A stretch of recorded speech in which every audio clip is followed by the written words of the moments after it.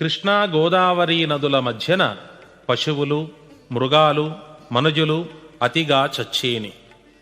1977 November 19న వచ్చిన ఉప్పెనలో దివిసీమలో ఈ కాలజ్ఞాన వాక్యములో చెప్పినట్లు జరిగినది.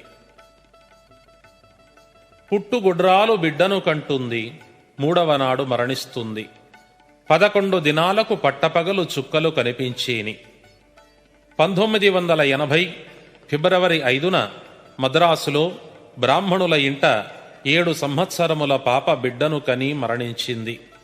11 రోజులకు ఫిబ్రవరి 16, 1980వ తేదీన సంపూర్ణ సూర్యగ్రహణం సంభవించి పట్టపగలు నక్షత్రములు కనిపించినాయి.